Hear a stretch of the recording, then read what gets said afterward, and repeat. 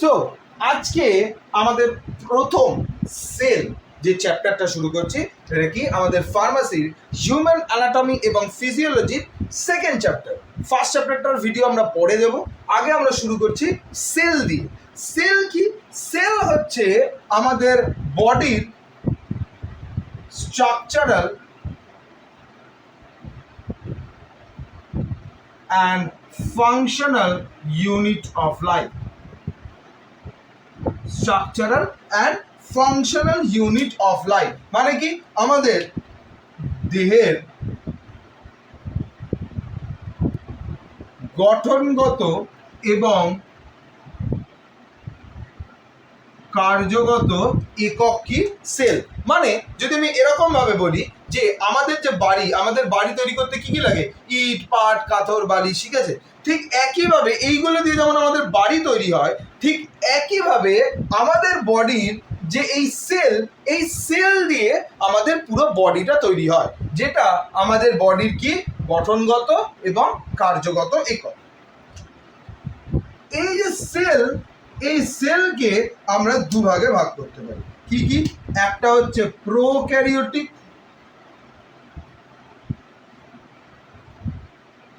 আর একটা হচ্ছে ইউক্যারিওটিক। একটা প্রোক্যারিওটিক, একটা হচ্ছে ইউক্যারিওটিক। প্রোক্যারিওটিক মানে কি? প্রোক্যারিওটিক মানে হচ্ছে যেটাকে আমরা বলি আদি কোষ, ঠিক আছে? আর ইউক্যারিওটিক মানে হচ্ছে উন্নত মানের কোষ, ঠিক আছে? এই যে প্রোক্যারিওটিক, প্রোক্যারিওটিক কারা কারা থাকে? প্রোক্যারিওটিক আমাদের ব্যাকটেরিয়া থাকে, ব্যাকটেরিয়া থাকে হচ্ছে এই প্রোক্যারিওটিকের মধ্যে। আর ইউক্যারিওটিকের এক্সাম্পল যদি বলো, ইউক্যারিওটিক আমরা রয়েছি, ঠিক আছে? ফাঙ্গাস রয়েছে, ঠিক আছে? বিভিন্ন রকমের তোর ছত্রাক রয়েছে, ঠিক আছে? ছত্রাক বা ফাঙ্গাস একই জিনিস, সরি। নেক্সট হচ্ছে আমাদের কি আছে না, এটা কি হলো তাহলে? আচ্ছা, এটা হলো টাইপ, টাইপস অফ সেল, ঠিক আছে? সেলের টাইপ। নেক্সট আমাদের যেটা আছে সেটা হচ্ছে ইউক্যারিওটিক সেল। এই যে ইউক্যারিওটিক সেল, ঠিক আছে? এই ইউক্যারিওটিক সেলের আবার অনেকগুলো কি আছে? টাইপ, ঠিক আছে? মানে সেল মেমব্রেন যেগুলোকে আমরা বলি, প্লাজমা মেমব্রেন রয়েছে, ঠিক আছে? একটা প্লাজমা মেমব্রেন আছে, সেল মেমব্রেন রয়েছে আমাদের, ঠিক আছে? আর কি কি স্ট্রাকচার রয়েছে? নিউক্লিয়াস রয়েছে, ঠিক আছে? আর মাইটোকন্ড্রিয়া রয়েছে, ঠিক আছে? এরকম অনেকগুলো স্ট্রাকচার আছে, গলগি বডি রয়েছে, ঠিক আছে? So first structure, that is plasma membrane.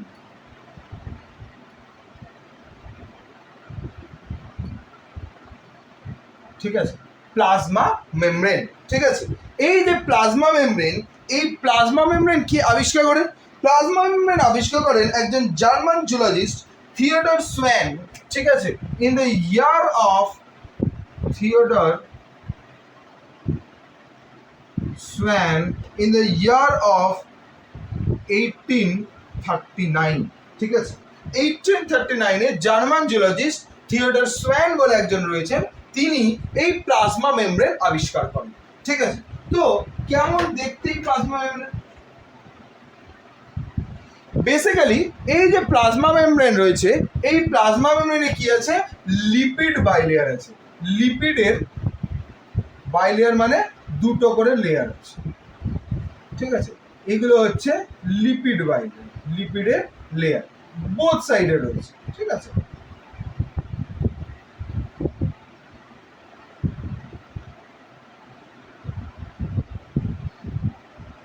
তার মাঝে কি আছে? লিপিডের বাইলেয়ার গুলোর মাঝে একটা একটা করে করে মাঝে মধ্যে ইন্টিগ্রাল প্রোটিন রয়েছে, এগুলোকে বলা হয় প্রোটিন, ইন্টিগ্রাল প্রোটিন, ঠিক আছে?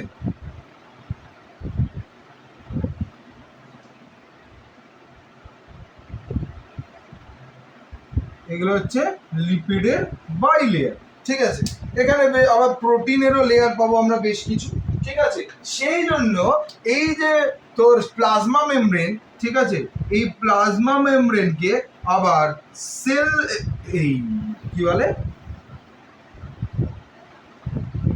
পিএলপি মডেলও বলে থাকে। এটা হচ্ছে প্রোটিন লেয়ার, ঠিক আছে?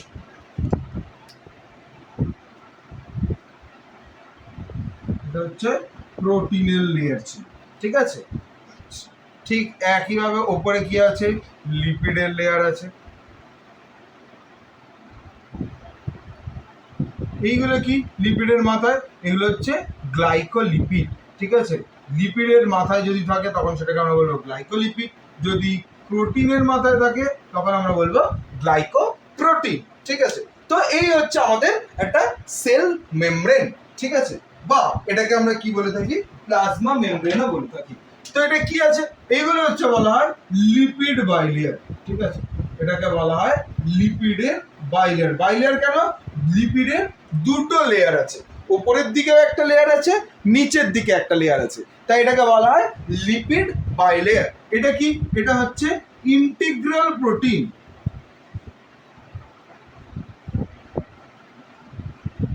এটা হচ্ছে ইন্টিগ্রাল প্রোটিন। এগুলো কি, এগুলো হচ্ছে গ্লাইকোপ্রোটিন। গ্লাইকোপ্রোটিন, ঠিক আছে, এটা হচ্ছে প্রোটিনের প্রোটিন রয়েছে। ঠিক আছে, গ্লাইকোপ্রোটিন। এইগুলো কি, এগুলো হচ্ছে গ্লাইকোলিপিড। এগুলো হচ্ছে গ্লাইকোলিপিড। ঠিক আছে, এই যে প্লাজমা মেমব্রেন, এই প্লাজমা মেমব্রেনকে কিন্তু কি বলা হয়, সেল মেমব্রেনও বলা হয়।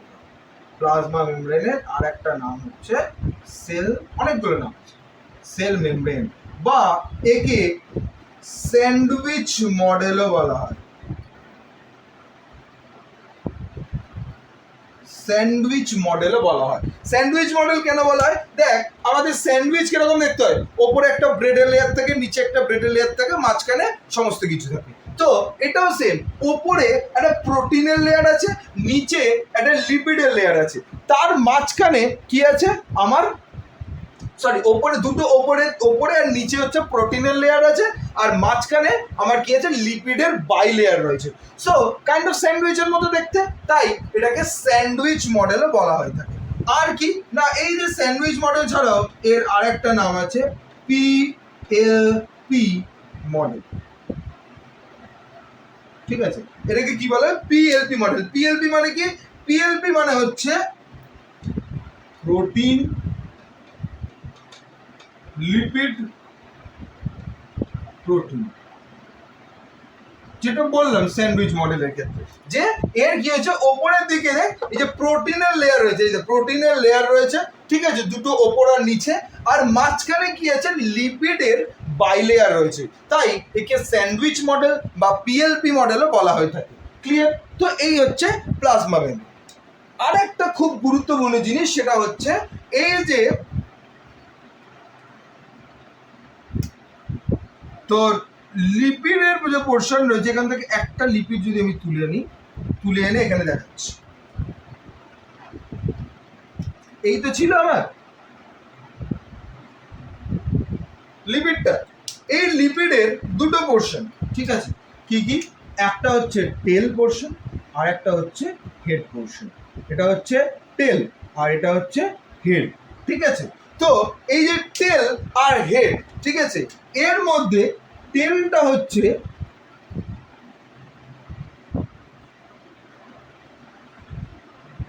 Hydrophobic in nature,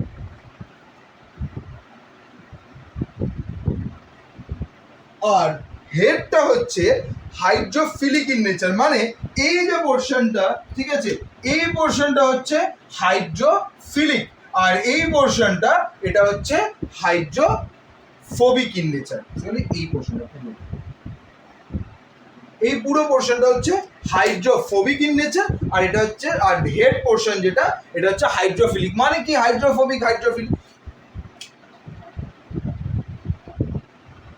hydrophobic,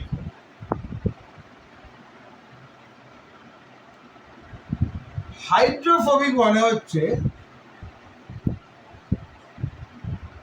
water hating, মানে জলকে ভালোবাসেন। ঠিক আছে, ওয়াটার হেটিং আমরা বলি না, ফোবিয়া, ভয়, ঠিক সেম হাইড্রোফোবিক মানে হচ্ছে ওয়াটার হেটিং। আর একটা কি বললাম, হাইড্রোফিলিক মানে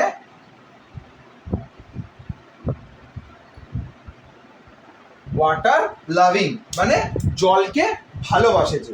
তো এই হচ্ছে আমাদের প্লাজমা মেমব্রেন টোটাল, ঠিক আছে। এবার এই যে প্লাজমা মেমব্রেনের বেশ কিছু ফাংশন রয়েছে, ঠিক আছে। এই সাইডটা মুছে দিলাম।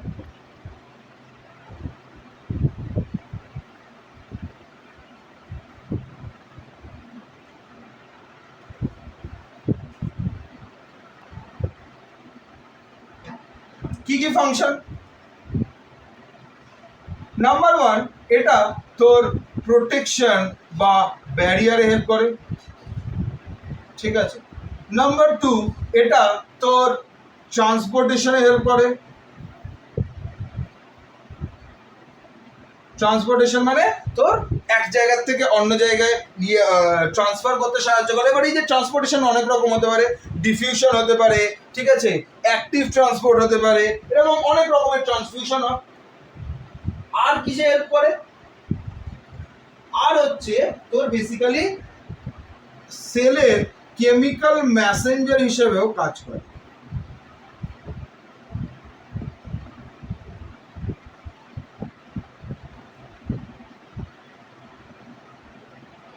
সেলের কেমিক্যাল মেসেঞ্জার হিসেবেও কাজ করে। মানে এরকম ভাবে যদি আমি বোঝাই জিনিসটা, যে সেলের বাইরে এখানে একটা ধর কিছু রয়েছে, ঠিক আছে। এবার এটাকে ভেতরে আনতে হবে। কিভাবে আনবে? ঠিক আছে, এই যে ইন্টিগ্রাল প্রোটিন রয়েছে, এই ইন্টিগ্রাল প্রোটিনের মধ্যে থেকে ভেতরে চলে এলো। মানে কি, এটা হচ্ছে আমার আউটার লেয়ার ছিল, ঠিক আছে, আর এটা হচ্ছে আমার ইনার লেয়ার। তাহলে কি হচ্ছে, এক জায়গা থেকে এক জায়গায় ট্রান্সপোর্ট করতে পারছে, ঠিক আছে। এবার এই যে ট্রান্সপোর্টেশন, সেই ট্রান্সপোর্টেশন বললাম অনেক রকম হয়। অ্যাক্টিভ ট্রান্সপোর্ট, প্যাসিভ ট্রান্সপোর্ট হতে পারে, ডিফিউশন প্রসেস হতে পারে, ঠিক আছে। সেগুলো অন্য কোনো একটা ভিডিওতে আমি পরে বানিয়ে বলে দেবো, ঠিক আছে। তো এই হচ্ছে ট্রান্সপোর্টেশন, ঠিক আছে। আবার কি, কেমিক্যাল মেসেঞ্জার হিসেবেও কাজ করে। কেমিক্যাল মেসেঞ্জার মানে কি, তোর হরমোন রয়েছে, উৎসেচক রয়েছে, ঠিক আছে। এইগুলো তোর আমাদের সেলের মধ্যে নিয়ে আসতে যদি যখন দরকার হয়, তখন কি করছে, এই কাজ করছে প্লাজমা মেমব্রেন। এছাড়াও কি, প্রোটেকশন বা ব্যারিয়ার হিসাবে কাজ করছে সেল মেমব্রেন। ক্লিয়ার? তো এই হলো হচ্ছে আমাদের overall cell membrane. Clear? Next আমরা যেটা করব, that is nucleus.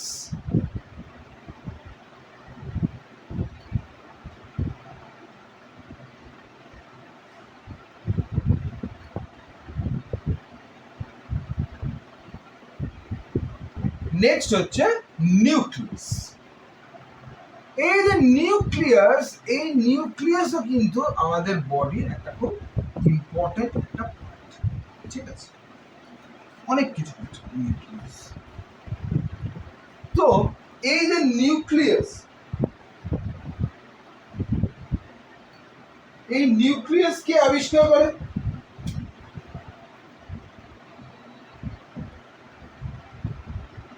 Nucleus, nucleus কে আবিষ্কার করে না, আমাদের নিউক্লিয়াস আবিষ্কার করে রবার্ট ব্রাউন বলে একজন সায়েন্টিস্ট রয়েছেন, সেই রবার্ট ব্রাউন।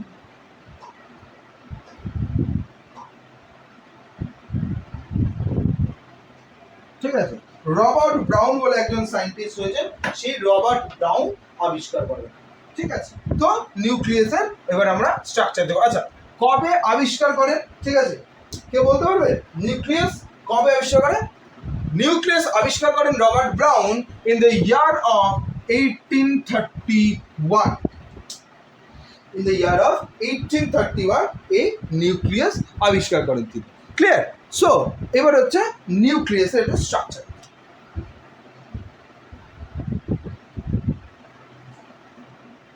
নিউক্লিয়াস অনেকটাই বলের মতো।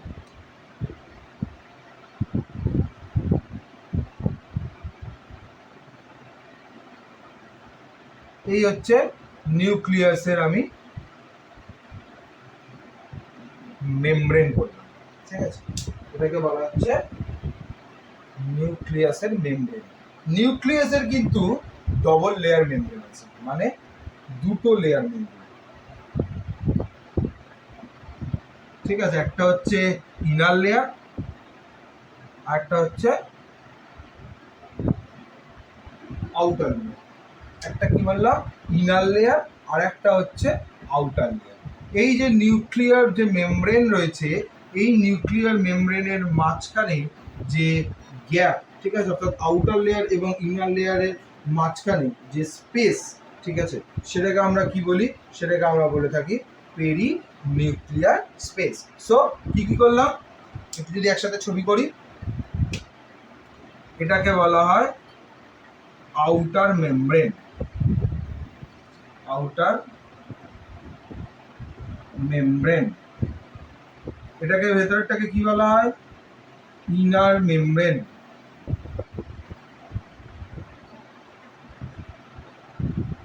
ঠিক আছে, এই যে দুটো আউটার লেয়ার এবং ইনার লেয়ারের এই যে মাঝের যে পোর্শনটা, ঠিক আছে, এটাকে কি বলা হয়, এটাকে বলা হয় পেরি নিউক্লিয়ার স্পেস, এটাকে বলা হয় পেরি নিউক্লিয়ার স্পেস। আর এই যে দুটো নিউক্লিয়ার মেমব্রেন তার মাঝখানের যে গ্যাপ, এই গ্যাপটাকে বলা হয় নিউক্লিয়ার পোর, এটাকে বলা হয় নিউক্লিয়ার পোর। সো এই হলো হচ্ছে কি আমার নিউক্লিয়ার মেমব্রেন। ঠিক আছে, নেক্সট কি আছে, তো আছে হচ্ছে আমাদের একটা নিউক্লিওলাস।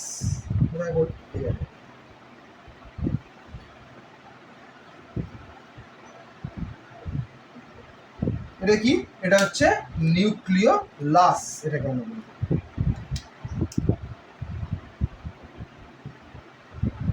এটা হচ্ছে নিউক্লিওলাস, ঠিক আছে, নিউক্লিওলাস। আর কি থাকে, আর থাকে হচ্ছে এই যে নিউক্লিয়াসটা যার ওপর ভেসে রয়েছে সেটাকে বলা হয় নিউক্লিওপ্লাজম। ঠিক আছে, এই যে লেয়ারটা এটাকে বলা হয়, এটা যার উপরে রয়েছে বেসিক্যালি, ঠিক আছে, এটা পুরোটাই আর কি, এই লেয়ারটাকে বলা হয় নিউক্লিওপ্লাজম। ঠিক আছে, আর কি, এই যে নিউক্লিয়াসের ভেতরে এরকম থ্রেড লাইক কিছু স্ট্রাকচার দেখা যায়।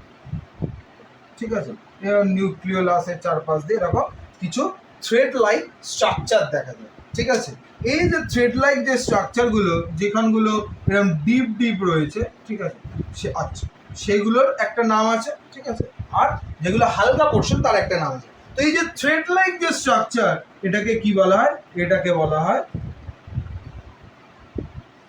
Chromatin thread. ঠিক আছে, ক্রোমাটিন থ্রেড বলা হয় এটাকে। ঠিক আছে, এর যে ডিপ পোর্শন গুলো সেগুলোকে বলা হয় হেটেরোক্রোমাটিন, আর যে লাইট পোর্শন গুলো সেগুলোকে বলা হয় ইউক্রোমাটিন। এই যে লাইট পোর্শন হেটেরোক্রোমাটিন, এই যে ডিপ পোর্শন ইউক্রোমাটিন, এটা হচ্ছে হেটেরোক্রোমাটিন, এটা হচ্ছে ইউক্রোমাটিন। সো এই হলো হচ্ছে আমাদের নিউক্লিয়াস। নেক্সট কি আছে, আমাদের function.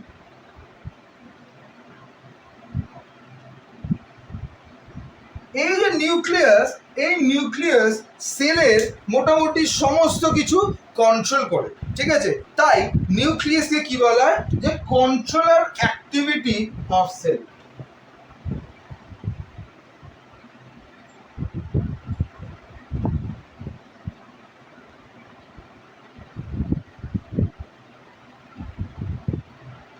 Controller activity of the cell. আর কি, এই যে নিউক্লিয়াস সেল ডিভিশনেও সাহায্য করে। এই যে আমরা ক্রোমাটিন থ্রেড বলছিলাম, এই ক্রোমাটিন থ্রেড এইগুলো সব সেল ডিভিশনের ক্ষেত্রে সাহায্য করে। আর কি করে,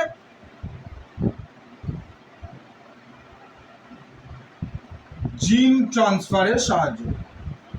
ঠিক আছে, জিন ট্রান্সফারে সাহায্য করে। ঠিক আছে, তো এই হচ্ছে মোটামুটি নিউক্লিয়াস এবং নিউক্লিয়াসের ফাংশন। ঠিক আছে, আরো অনেক ফাংশন রয়েছে, বাট মোটামুটি এই কটা ফাংশন আমরা লিখলাম। ঠিক আছে, এই হচ্ছে নিউক্লিয়াস। ঠিক আছে, তো নেক্সট আমরা যে টপিকটায় যাব সেটা হচ্ছে রাইবোজোম। ওকে, সো নেক্সট হচ্ছে আমাদের রাইবোজোম। রাইবোজোম কে আবিষ্কার করে, রাইবোজোম আবিষ্কার করে জর্জ প্যালেট বলে একজন রয়েছেন। ঠিক আছে, সো সেই জর্জ প্যালেট আবিষ্কার করে। ঠিক আছে, ইন দ্য মিড অফ 1950।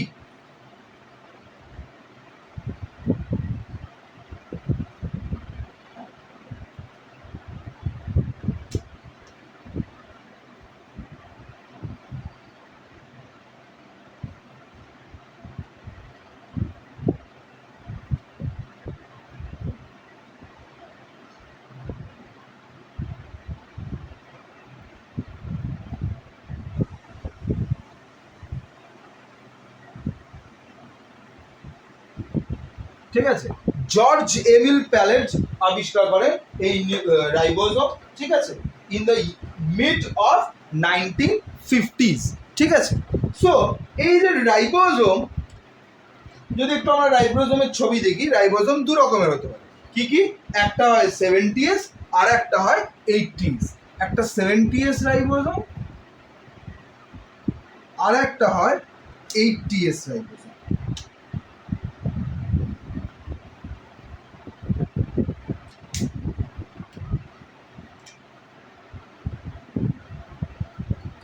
এরকম টুপির মতো অনেকটা দেখতে হয়।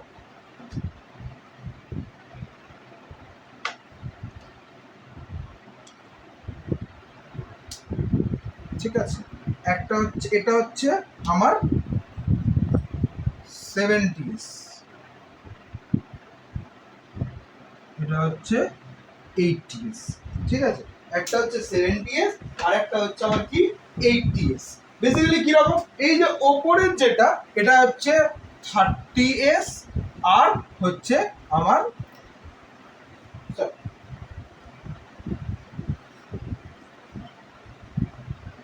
50s, ঠিক আছে। এটা হচ্ছে 30s আর 50s। এই যে 70s রাইবোজোম, এটা কাদের দেখা যায়? বেসিক্যালি এটা হচ্ছে প্রোক্যারিওটিক, প্রোক্যারিওটিক যারা, তাদের দেখা যায় এই 30s আর 50s রাইবোজোম, ঠিক আছে। আর ইউক্যারিওটিক যারা, তাদের দেখা যায়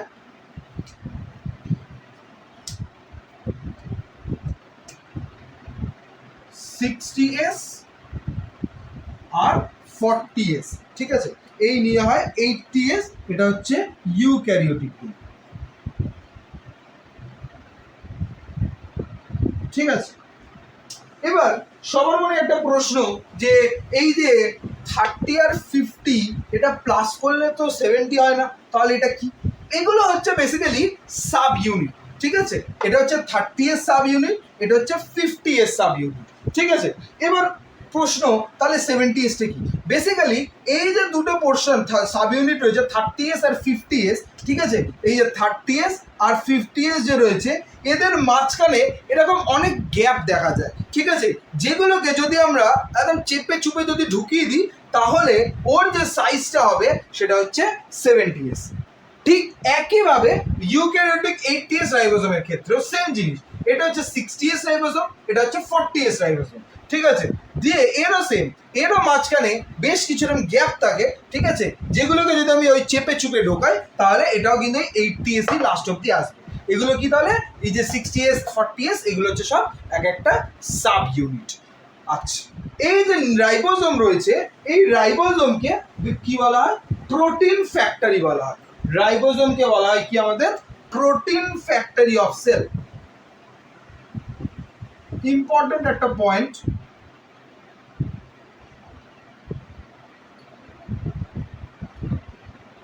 রাইবোজোমকে বলা হয় প্রোটিন ফ্যাক্টরি অফ সেল। কেন প্রোটিন ফ্যাক্টরি অফ সেল বলা হয়? বিকজ এই যে রাইবোজোম, এই রাইবোজোম কি করছে? প্রোটিন সিনথেসিসে সাহায্য করছে, ঠিক আছে। কেন বলে? কারণ রাইবোজোম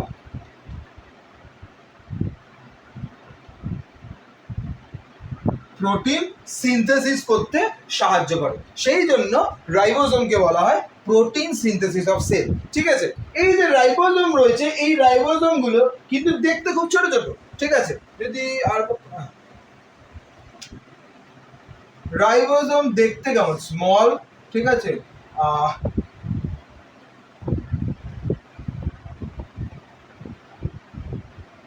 নন মেমব্রেন, ঠিক আছে, নন মেমব্রেন স্ট্রাকচার। রাইবোজোম দেখতে এরকম স্মল নন মেমব্রেন স্ট্রাকচার, ঠিক আছে। আচ্ছা, তো এই গেল হচ্ছে রাইবোজোম। রাইবোজোমের এবার হচ্ছে নেক্সট আমরা যেটা আসবো সেটা হচ্ছে রাইবোজোমের ফাংশন।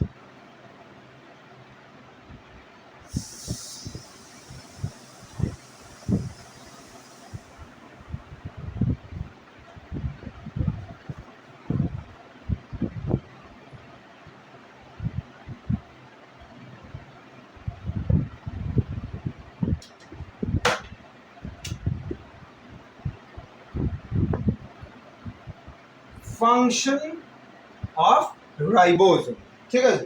রাইবোজোমের ফলে একটা ফাংশন কি বললাম, রাইবোজোম আমাদের প্রোটিন সিনথেসিস করতে সাহায্য করছে।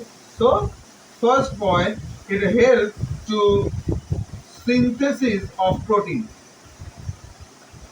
ঠিক আছে, আমাদের প্রোটিন সিনথেসিস করতে সাহায্য করে।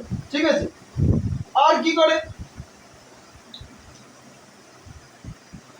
বেসিক্যালি mRNA বলে একটা আরএনএ আছে, ঠিক আছে, আরএনএর একটা টাইপ, সেই mRNA এর বিল্ড আপে হেল্প করে, mRNA এর বিল্ড আপে হেল্প করে। ঠিক আছে, আর কি করে, বেসিক্যালি এই যে সাব ইউনিট গুলো রয়েছে, এই সাব ইউনিট গুলো mRNA এর যে সিকোয়েন্স, ঠিক আছে, সেই হ্যাঁ, তো কি বললাম যে mRNA এর এই বিল্ড আপ করতে সাহায্য করে। ঠিক আছে, তো এই হচ্ছে মোটামুটি রাইবোজোমের যে ফাংশন।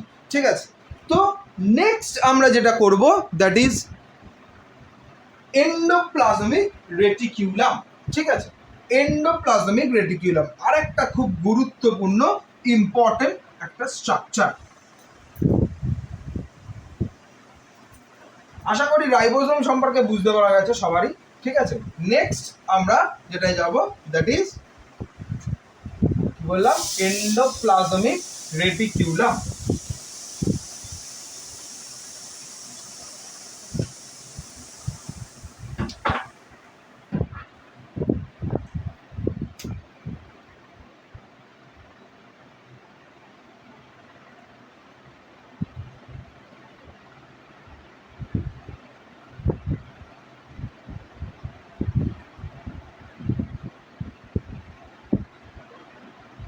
এন্ডোপ্লাজমিক রেটিকিউলাম বা এটাকে শর্টে আমরা ERO বলে থাকি।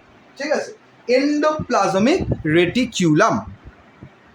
এই যে এন্ডোপ্লাজমিক রেটিকিউলাম রয়েছে, এই এন্ডোপ্লাজমিক রেটিকিউলামের দুটো টাইপ হয়। ঠিক আছে, কি কি, একটা হচ্ছে RER, আর একটা হচ্ছে SER। অর্থাৎ যদি আমি করি রাফ এন্ডোপ্লাজমিক রেটিকিউলাম, ঠিক আছে, আর একটা হচ্ছে স্মুথ এন্ডোপ্লাজমিক রেটিকিউলাম।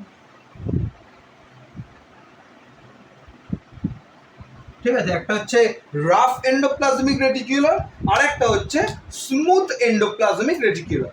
এবার ডিফারেন্স কি দুটোর মধ্যে, যে রাফ আর স্মুথের মধ্যে? দেখা, দুটো স্ট্রাকচারালি খুব একটা সিমিলার হলেও ডিফারেন্স হচ্ছে একটা জায়গা।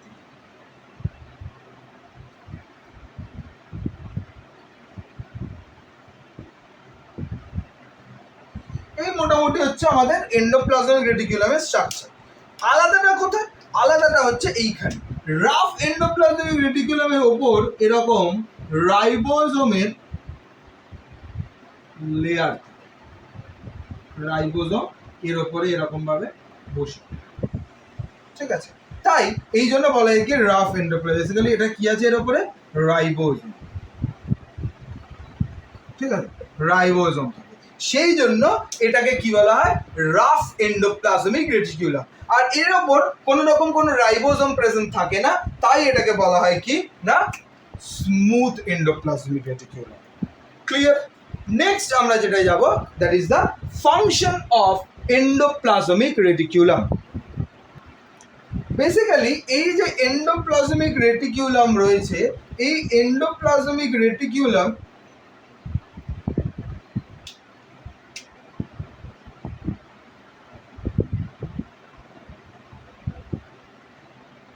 কি করছে?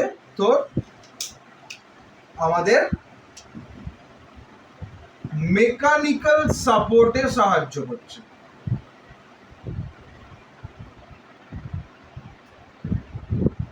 ঠিক আছে, মেকানিক্যাল সাপোর্টে সাহায্য করছে।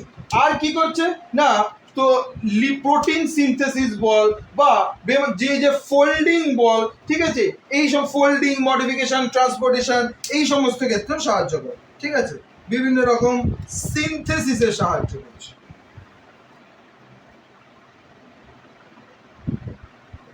ঠিক আছে, আমাদের কিসে হেল্প করছে? সিনথেসিসে হেল্প করছে, ঠিক আছে, বা প্রোটিনের ট্রান্সপোর্টেশনে সাহায্য করছে, ট্রান্সপোর্টেশন অফ প্রোটিন,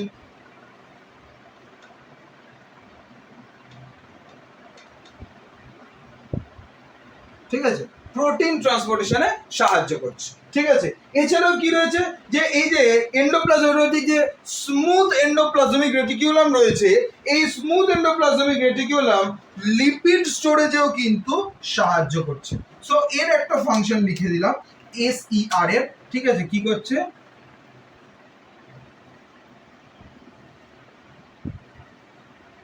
লিপিড স্টোরেজে সাহায্য করছে, ক্লিয়ার? সো এই হলো হচ্ছে আমাদের এন্ডোপ্লাজমিক রেটিকুলাম। নেক্সট যে টপিক বা নেক্সট যে আমরা যেটা পড়বো, দ্যাট ইজ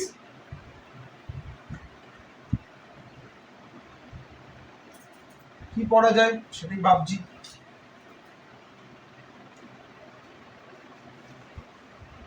কি পড়া যায় আর একটা আজকে ছোট্টর মধ্যে যেটা দেখে নেবো, দ্যাট ইজ লাইসোজ, ঠিক আছে। লাইসোজোমের স্ট্রাকচার রাখছি না, লাইসোজোমের স্ট্রাকচার খুব একটা আসে না, সো সেই জন্য লাইসোজোমের ব্যাপারে জাস্ট যেগুলো ইম্পর্টেন্ট জিনিস সেই জায়গাগুলোতে আমরা ডিসকাস করছি। সো লাইসোজোম,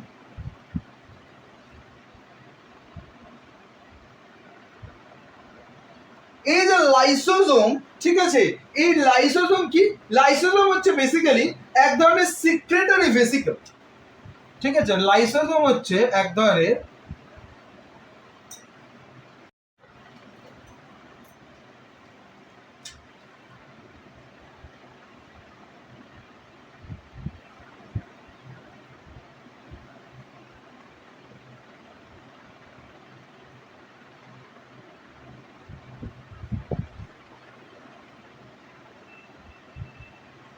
তো কি বলছিলাম, যে লাইসোজোম হচ্ছে, লাইসোজোম বেসিক্যালি কি না, লাইসোজোম হচ্ছে তোর এক ধরনের সিক্রেটারি ভেসিকল, ঠিক আছে, যেটা কিনা গলগি বডি থেকে তৈরি, গলগি বডি থেকে তৈরি এক ধরনের সিক্রেটারি ভেসিকল। এই যে লাইসোজোম, এই লাইসোজোমকে কি বলা হয়? Suicidal bag of the cell, suicidal bag of the cell, ঠিক আছে। সেলের সুইসাইডাল ব্যাগ বলা হয়ে থাকে। কেন সুইসাইডাল ব্যাগ বলা হয়? ঠিক আছে, বেসিক্যালি লাইসোজোমের ভেতরে যে ইন্টারনাল এনভায়রনমেন্ট রয়েছে সেইটা কি আছে? Kind of acidic in nature,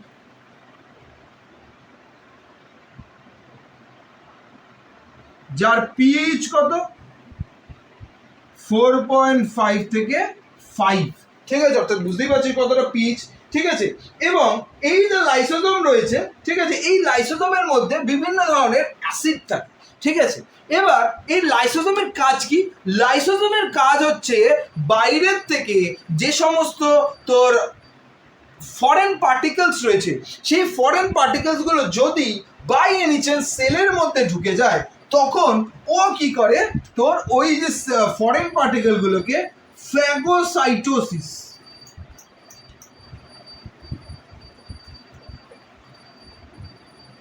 ঠিক আছে, ফ্যাগোসাইটোসিস প্রসেসে ও কি করে? ওই যে ফরেন পার্টিকেলস যেগুলো রয়েছে সেগুলোকে কি করে? এনগালফ করে নেয়। এনগালফ করে নেয় মানে গিলে নেয়, মানে অনেকটা এরকম। আমি যদি একটু ফ্যাগোসাইটোসিসটা দেখাই, এইরকম থাকে জিনিসটা, ঠিক আছে, লাইসোজোম দেখতে, ঠিক আছে। এবার ধর এইখানে তোর কোনো ফরেন পার্টিকেলস এসছে, এইটা হচ্ছে আমার ফরেন পার্টিকেলস। ও কি করবে? ওর এই যে পোর্শনটা, ঠিক আছে, এই পোর্শনটাকে এনগালফ বাড়িয়ে ওটাকে ভেতরে এনগালফ করে নিয়ে নিল। অর্থাৎ তখন এই যে পোর্শনটা, এই পোর্শনটা কেটে যাবে, গিয়ে এই পোর্শনটা এরকম বেড়ে গিয়ে এই যে ফরেন পার্টিকেলস রয়েছে, এই ফরেন পার্টিকেলসটাকে ওর ভেতরে নিয়ে নেবে। এটাকে বলা হয় কি? ফ্যাগোসাইটোসিস। এরকম অনেক প্রসেস আছে, ফ্যাগোসাইটোসিস রয়েছে, এন্ডোসাইটোসিস রয়েছে, ঠিক আছে। তো এইরকম প্রসেসে ও কি করছে? ওর ভেতরে ওই যে ফরেন পার্টিকেলস যেগুলো রয়েছে তাদেরকে এনগালফ করে নিচ্ছে, ঠিক আছে। এটা তোর ভালো কাজ। এবার খারাপ কি করছে? এই যে লাইসোজোমের যে অ্যাসিডিক যে সেল রয়েছে, ঠিক আছে, ও কি করছে? এক এক সময় নিজের যে ওন সেল, ঠিক আছে, সেই নিজের ওন সেলেরও ক্ষতি করে দিচ্ছে। তাই জন্য লাইসোসোমকে বলা হয় suicidal bag of the cell. ঠিক আছে, এই একটা কারণেই লাইসোসোমকে বলা হয় suicidal bag of the cell. মানে কারণ কি, তাহলে না, যেহেতু ও অন্য বাইরের ফরেন পার্টিকেলস ছাড়াও নিজের যে ওন সেল রয়েছে সেই ওন সেলগুলোকেও কি করছে, ডিস্ট্রয় করে দিচ্ছে। সেই জন্য একে বলা হচ্ছে কি না suicidal bag of the cell. Clear? Next আমরা যাব কি না এর ফাংশনগুলোতে। সো ফাংশন,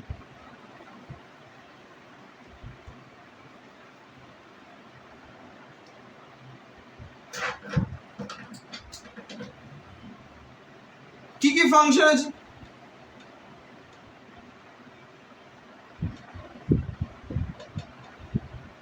প্রথম ফাংশন কি বললাম না, বেসিক্যালি এ কি করছে, তো ডিস্ট্রয় করে, destroy the old worm cell or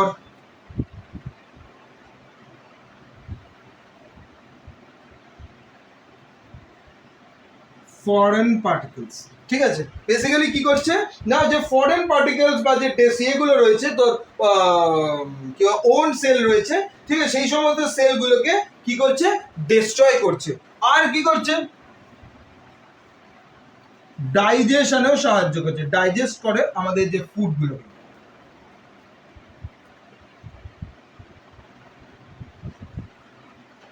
ঠিক আছে, ফুডের ডাইজেশন করতে সাহায্য করে। ক্লিয়ার? তো এই হচ্ছে মোটামুটি লাইসোজোমের ফাংশন। ঠিক আছে, তো আজকে আমরা এইটুকুই যাব, জাস্ট একটা শর্ট একটা পয়েন্ট করে দিচ্ছি যে কাকে কি বলা হয়, যেমন লাইসোজোমকে সুইসাইডাল ব্যাগ বলা হয়, ঠিক আছে, নিউক্লিয়াসকে কি বলে, ঠিক আছে, সেইগুলোর একটা শর্ট পয়েন্ট করে দিচ্ছি যাতে তোদের পরবর্তীকালে যখন রিভিশন করবি, রিভিশন করতে মনে রাখতে সুবিধা হয়। ওকে, সো আজকে এইটুকু থাকবে। ঠিক আছে, পরের ক্লাসে আমরা নেক্সট পার্টে আমরা কিসে আসবো, মাইটোকন্ড্রিয়া। ঠিক আছে, মাইটোকন্ড্রিয়া আসবো। ঠিক আছে, এবং আরো বাকি যে কটা পার্ট রয়েছে সেগুলো সব পরের দিনের ক্লাসে হলো।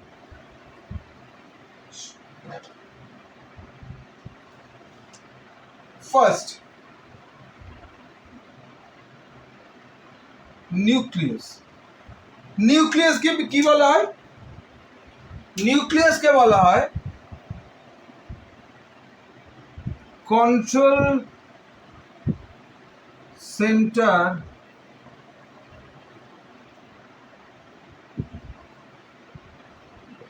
Of the activity of cell. ঠিক আছে, নিউক্লিয়াসকে কি বলা হয়, control centre of the activity of cell. Next কি করেছি আমরা, রাইবোজোম।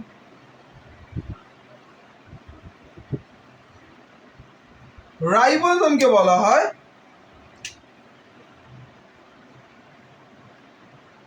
Protein factory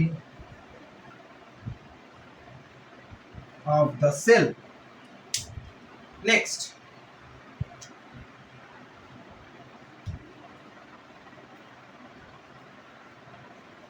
lysosome. লাইসোজোমকে কি বলে,